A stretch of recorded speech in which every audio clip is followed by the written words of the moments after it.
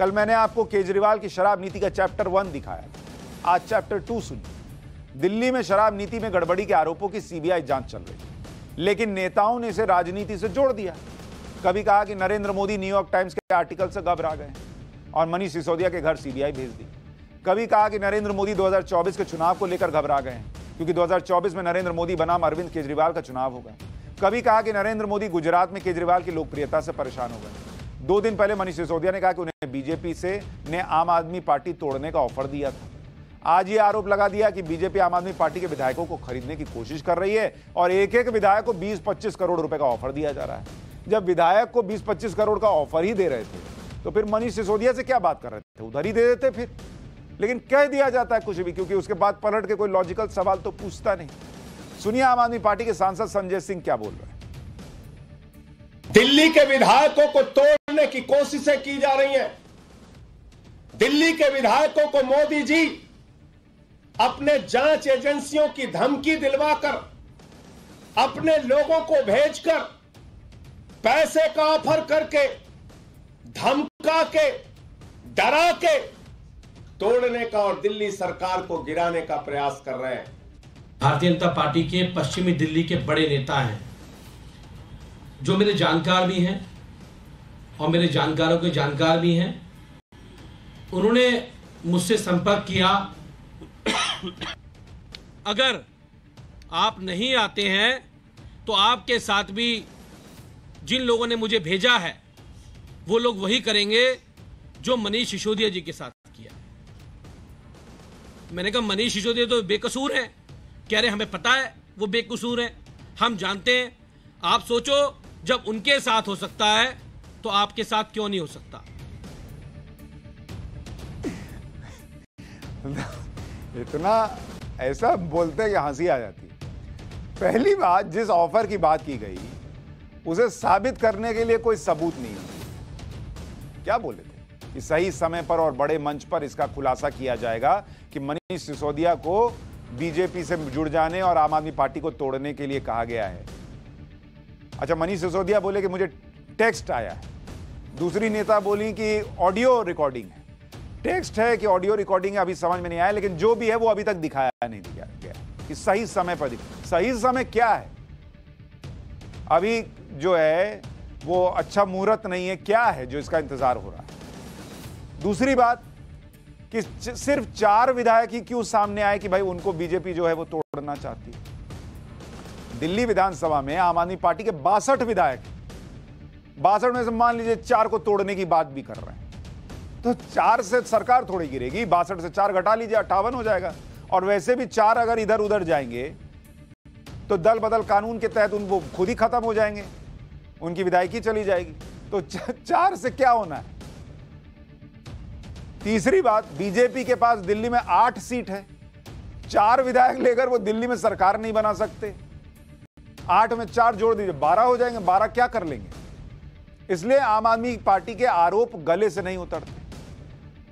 अच्छा, क्या है, हर आदमी कह देता है कि नरेंद्र मोदी मुझसे डरते, केजरीवाल से डरते हैं, ममता बनर्जी से डरते हैं। अब नीतीश कुमार कह रहे हैं मुझसे डरते हैं, तेजस्वी कह रहे हैं नीतीश जी से डरते हैं, राहुल गांधी कहते हैं मुझसे डरते हैं, मैं तो लोकसभा में चला जाऊंगा तो भूचाल आ जाएगा।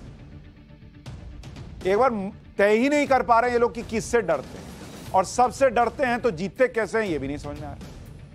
चौथी बात, 2020 में आम आदमी पार्टी के एक पूर्व विधायक और पूर्व नेता आदर्श शास्त्री ने आरोप लगाया था कि दिल्ली चुनाव में आम आदमी पार्टी ने 10 से 20 करोड़ में टिकट बेचे। सवाल यह है कि अगर विधायकों के टिकट का रेट 20 करोड़ रुपए है, जो उस आरोप में था, तो फिर उन्हें 20 करोड़ का नहीं बल्कि कई गुना ज्यादा ऑफर होता। भाई अगर वो आरोप सही है तो उस हिसाब से चलिएगा, तो वो बोलेगा कि 20 करोड़ से तो मुझे टिकट मिला है, तो मैं 20 करोड़ लेके क्या करूंगा। क्योंकि विपक्ष लगातार ये आरोप लगाता है कि महाराष्ट्र में शिंदे गुट के विधायक 50 करोड़ में बिक गए, तो फिर दिल्ली के विधायक इतने सस्ते हैं क्या कि 20 करोड़ में बिक जाएंगे, ये भी लोग सवाल पूछ रहे हैं। इन बातों से तो यही लगता है ना कि विधायकों की खरीद फरोख्त के जो आरोप लगाए जा रहे हैं, उन आरोपों का कोई ठोस आधार है ही नहीं, दिख नहीं रहा। या तो दिखा दीजिए, हम भी दिखाएं, चलाएं कि भाई देखिए ये रिकॉर्डिंग है, फलाना बीजेपी के बड़े नेता सांसद जो है वो खरीदने की बात कर रहे हैं। इसलिए कई लोगों का यह अनुमान है कि नई शराब नीति में गड़बड़ियों की जांच से ध्यान भटकाने के लिए राजनीति के पैतरे चले जा रहे हैं। कई लोगों को यह भी लगता है क्योंकि आम आदमी पार्टी की सारी पॉलिटिक्स जो है वो ईमानदारी, कट्टर ईमानदारी और राजनीति बदलने के आधार पर टिकी थी और ऐसे आरोपों से वो आधार हिल रहा है, तो इसलिए जो है उस आधार को बचाने के लिए ऐसे आरोप लगाए जा रहे हैं। आरोप बीजेपी ने भी लगाए और वो शराब नीति को लेकर नई सबूतों का दावा कर रही है। बीजेपी ने आज आरोप लगाया कि दिल्ली में नई आबकारी नीति लागू करने से पहले एक कमेटी बनाई गई थी। कमेटी ने 2 बड़ी सिफारिशें की थी जिसे दिल्ली सरकार ने नजरअंदाज कर दिया। बीजेपी का दावा है कि कमेटी ने अपनी रिपोर्ट के पॉइंट नंबर 1.1.1 में यह सिफारिश की थी। ये रिपोर्ट है, उसकी कॉपी मेरे पास भी मौजूद है। इस रिपोर्ट में कहा जा रहा है कि IMFL यानी इंडियन मेड फॉरेन लिकर व्यापार में होलसेल ऑपरेशन को सरकार के अंडर होना चाहिए। यह कमेटी ने सिफारिश की। यह मॉडल वैसा ही है जैसा कर्नाटक में है, जहां Karnataka state beverages corporation limited सरकारी कंपनी है। यह भी सिफारिश की गई कि जो कंपनी सरकार के अंडर होगी वो सिर्फ ऑपरेशन और डिपो का मैनेजमेंट देखे, लॉजिस्टिक ऑपरेशन में दखल ना दे। अब बीजेपी का आरोप है कि आबकारी नीति बनाते हुए कमेटी की इस अहम सिफारिश को नजरअंदाज कर दिया गया और होलसेल ऑपरेशन में प्राइवेट प्लेयर्स को एंट्री दे दी गई। बीजेपी ने यह भी आरोप लगाया कि प्राइवेट प्लेयर्स को बिना टेंडर के, बिना पब्लिक नोटिस के एंट्री दी गई। बीजेपी का आरोप यह भी है कि कमेटी के एक और बड़े सुझाव को सरकार ने दरकिनार किया। कमेटी ने अपनी रिपोर्ट में यह सुझाव दिया था कि शराब बेचने के रिटेल बिजनेस में बड़े प्लेयर्स की जगह लॉटरी सिस्टम के माध्यम से इंडिविजुअल प्लेयर्स को मौका देना चाहिए। कमेटी ने अपनी रिपोर्ट में शराब बेचने के 3 मॉडल की चर्चा की थी। पहला मॉडल था कि जो मौजूदा मॉडल जिसमें रिटेल लाइसेंस प्राइवेट और पब्लिक सेक्टर दोनों को दिए जाते हैं। दूसरा मॉडल जिसमें लाइसेंस किसी व्यक्ति को दिया जाए और समय समय पर लाइसेंस को फिर से रीडिस्ट्रीब्यूट किया जाए। और तीसरा मॉडल, इस मॉडल में सीमित प्लेयर्स को लाइसेंस देने की बात कही गई। कमेटी ने तीनों मॉडल के फायदे और नुकसान गिनाए और निष्कर्ष निकाला कि इस बात पर जोर होना चाहिए कि लिकर ट्रेड में यानी शराब बेचने में कोई एकाधिकार ना हो। इसलिए यह जरूरी है कि लाइसेंस धारियों का भी नियमित रोटेशन होना चाहिए, कि आप सबको मौका दीजिए। एक ही आदमी जो है कब्जा करके बैठ जाए, वो नहीं होना चाहिए। साथ ही लाइसेंस उन्हीं व्यक्तियों को दिया जाना चाहिए जो एक निश्चित शर्त को पूरा करते हों। इससे यह होगा कि ऐसी कंपनियों पर रोक लगेगी जो डमी डायरेक्टर या पार्टनरशिप के बल पर फर्जी स्वामित्व हासिल करते हैं।